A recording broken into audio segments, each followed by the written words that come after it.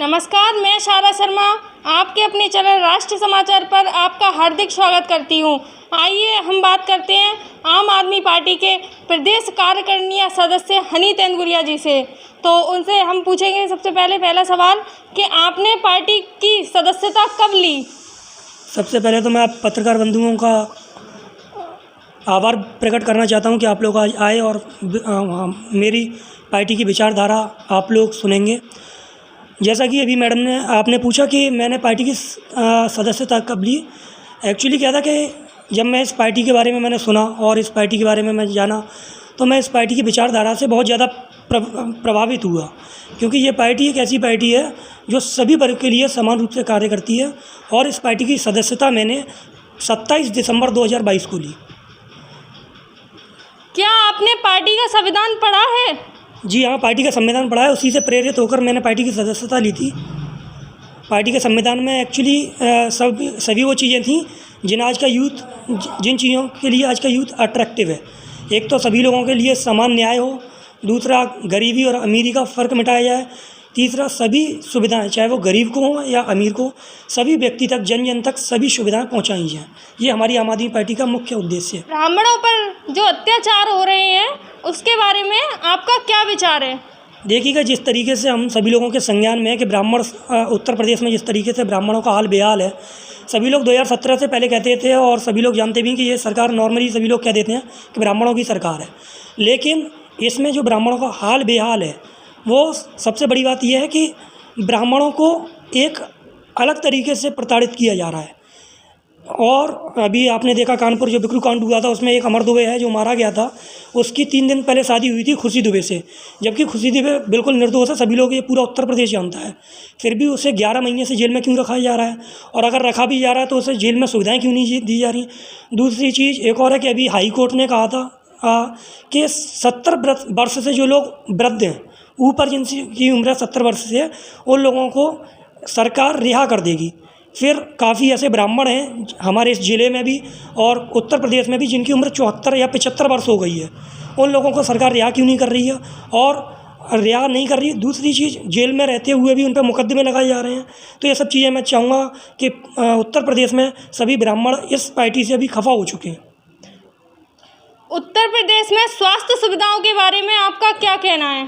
जिस तरीके से अभी कोरोना की जो सेकंड स्ट्रेन आया, आप सभी लोगों ने देखा, जब कोरोना की सेकंड वेव आने वाली थी तब आदरणीय प्रधानमंत्री मोदी जी पश्चिम बंगाल में रैलियां कर रहे थे 2-2, 2.5 लाख लोगों की। उन्हें सतर्क हो जाना चाहिए था कि कोरोना की जो सेकंड वेव आ रही है, यदि हम यहाँ 2.5 लाख लोगों की जो रैलियां कर रहे हैं, इससे हमारे देश पर क्या प्रभाव पड़ेगा। आप लोगों ने देखा कि लोगों की कोरोना से कम मौत हुई, बल्कि ऑक्सीजन से ज़्यादा मौत हुई, बेड भी नहीं मिले, वेंटिलेटर भी नहीं मिले। और काफ़ी जगह तो हमने देखा, आप तो पत्रकार लोग हैं तो आपको भी पता होगा, संज्ञान में होगा कि काफ़ी ऐसे वेंटिलेटर हैं जो नए आए हैं जिनका उद्घाटन तक नहीं हुआ और उनमें जंग लग गई। तो पूर्ण रूप से बीजेपी सरकार और भी जो सरकारें हैं सब विफल रही हैं। और मैं चाहता हूं कि आम आदमी पार्टी एक ऐसी पार्टी है जो सबसे ज़्यादा स्वास्थ्य सुविधाओं पर और शिक्षा पे, गरीबों पे, इन सभी पे ध्यान देती है। मैं चाहूँगा कि आम आदमी पार्टी को उत्तर प्रदेश में एक बड़ा मौका मिले। उत्तर प्रदेश में ब्राह्मणों की जो हत्याएं हो रही हैं उसके बारे में आप क्या कहोगे? जी देखिएगा, इस प्रदेश में सबसे ज़्यादा जो पीड़ित है वो वैसे सभी वर्ग पीड़ित हैं, क्योंकि सभी वर्गों को के साथ धोखा हुआ है। लेकिन जो मेरे जो संज्ञान में है वो ऐसा लगता है कि सबसे ज़्यादा अगर पीड़ित है कोई तो वो ब्राह्मण है।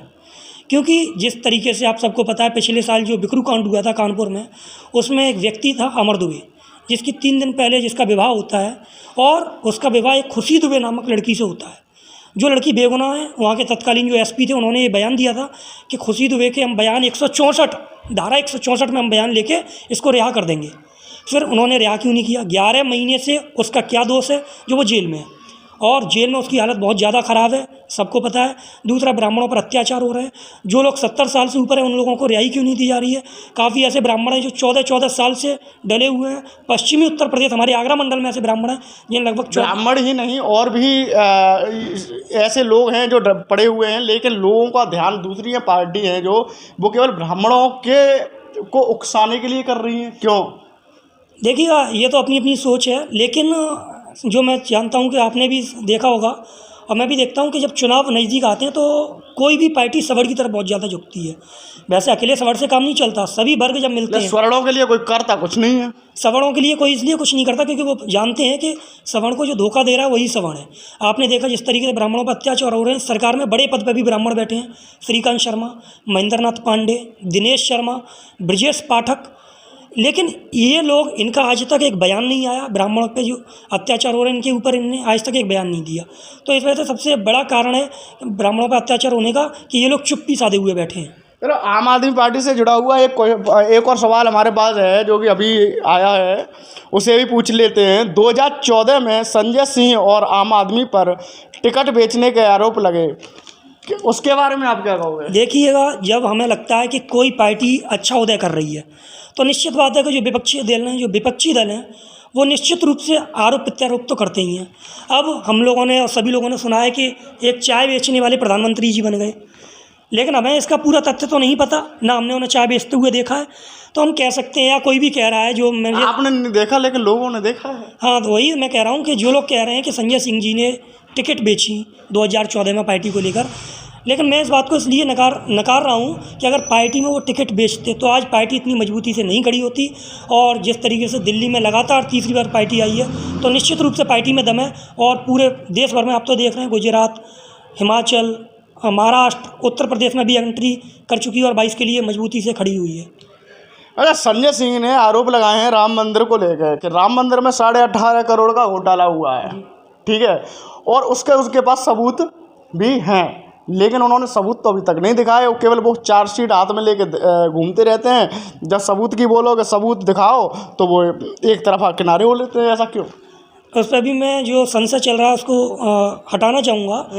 एक्चुअली क्या है कि 2 पाठक बंधुओं से ये ज़मीन खरीदी गई थी। हाँ। उसकी मालिकाना कीमत सरकारी देखी जाए तो 5 करोड़ रुपए थी। 2 करोड़ थी। 3 करोड़ 2 करोड़ में खरीदी गई थी। हाँ। फिर इसके बाद क्या हुआ कि एक अंसारी जी हैं और एक मिश्रा जी हैं, हाँ, जिनने ये ज़मीन ली। 7:10 पर इस ज़मीन का सौदा होता है और ठीक 5 मिनट बाद 7:15 पर यह ज़मीन चंपत राय जी को बेच दी जाती है, जो ज़मीन ये 18 करोड़ के आसपास खरीदते हैं और जिसमें से 17 करोड़ रुपए ये ITS में जमा करते हैं। मैं आपको बताना चाहूँ जानकारी के लिए कि जितना मुझे जानकारी है, 2000 शायद आज से कई साल पहले जब इसका राम मंदिर के लिए चल रहा था इस ज़मीन का, तो ये 2 करोड़ रुपए की खरीदी गई थी, ठीक है। उस टाइम इसकी कीमत शायद 2 करोड़ ही थी। फिर 3 साल बाद फिर रिन्यू हुआ, फिर 2 करोड़ हुई, वही कीमत फिर रखी गई। फिर 3 साल बाद रिन्यू हुआ, तो जब वो ज़मीन राम मंदिर के लिए निर्धारित हो गई, वहाँ पर राम मंदिर बनने के लिए कोर्ट का फैसला आ गया, तो उसकी कीमत तो बढ़ना लाजमी था। तो इसमें घपला कहाँ हुआ? देखिएगा, जिस तरीके से ट्रस्टी तो घपला करेंगे नहीं। जब हम सबको भरोसा था, शायद आपने भी चंदा दिया होगा, हाँ। मैंने भी दिया था, और हमारे ऐसे कई सैकड़ों बंधु हैं जिन लोगों ने भगवान राम पर, मर्यादा पुरुषोत्तम राम के लिए चंदा दिया था। लेकिन सबसे बड़ी बात यह है, जैसा कि आप लोगों को पता है कि नोटबंदी के बाद जिस तरीके से ज़मीनों की कीमतें गिरी और कोरोना में ज़मीनों की कीमतें न के बराबर हो गई, उस तरीके से इसका मालिकाना जो सरकारी कीमत थी वो लगभग 5 के आसपास थी और 2 करोड़ में इसका नकदी सौदा होता है। लेकिन एक विधि द्वारा 7:15 पर ये ज़मीन जब दोबारा रिन्यू की जाती है, बेची जाती है, तो इसका लगभग वो 2 करोड़ थी, वो 2011 की रेट थी, और जो 2021 की रेट थी वो 18.5 करोड़ थी। 18.5 करोड़ जो थी वो, जैसे हम सभी लोगों को पता है कि सरकारी जो रेट होती है उससे प्राइवेट रेट कुछ ना कुछ घट के मिलती है, तो उस तरीके से यहाँ सौदा किया गया था। और इसमें जो अभी आपने मुझसे कहा था, तो उस पर भी मैं आपका ध्यान केंद्रित करना चाहूँगा कि ये मामला सुप्रीम कोर्ट तक पहुँच गया है और हो सकता है कि जल्दी से जल्दी इसका निर्णय आ जाए। निर्णय, लेकिन अभी तक सबूत नहीं दिखाए हैं संजय सिंह ने। सबूत पे प्रक्रिया चल रही है। उन्होंने, जब सबूत दिखाने की बात आती है तो अरविंद केजरीवाल जी वहाँ पर जाके माफ़ी मांग लेते हैं। ऐसे कई मैटर हो चुके हैं। उन्होंने माफ़ी इस बात पे मांगी थी कि मैं इस बात के लिए माफ़ी मांगता हूँ कि भगवान राम की श्रद्धा के साथ बीजेपी सरकार ने और उनके जो लोग ट्रस्टी हैं या जो भी लोग, जिन लोगों ने चंदा इकट्ठा किया था, उन लोगों ने भगवान राम की जो हम लोगों के प्रति श्रद्धा थी, भगवान राम के प्रति हम लोगों की श्रद्धा थी, उसके साथ जो खेल खेला गया है उसके लिए उनने भक्तों से माफ़ी मांगी थी। क्यों ना ये राम मंदिर को रखवाने का एक नया निर्णय है। नहीं, ऐसा तो हम नहीं कह सकते और ऐसा तो कोई भी नहीं कह सकता, क्योंकि जब भगवान राम का मंदिर सुप्रीम कोर्ट से ऑर्डर पास हो गया था तो पहले मुख्यमंत्री केजरीवाल जी थे जिन्होंने संसद भवन में खड़े होकर ये वाली बात कही थी कि राम का भव्य मंदिर बनने के बाद मैं दिल्ली के बुजुर्गों को, युवाओं को फ्री यात्रा कराऊंगा, भगवान राम के फ्री दर्शन कराऊंगा। लेकिन अखिलेश यादव जी कहते हैं कि राम मंदिर का निर्माण रोक देना चाहिए। अब वो बात एक अलग है, वो तो कुछ भी कह सकते हैं, क्योंकि समाजवादी पार्टी एक ऐसी पार्टी है जिसमें समाजवाद कम और परिवारवाद ज़्यादा चलता है। अच्छा जी। तो आपका कहना है कि समाजवादी पार्टी में परिवार के लोगों को महत्व दिया जाता है, जो कि बाहर के लोग जो मेहनत कर रहे हैं युवा नेता उनको कोई महत्व नहीं दिया जा रहा। देखिएगा, इस पर भी मैं आपका ध्यान केंद्रित करना चाहूँगा।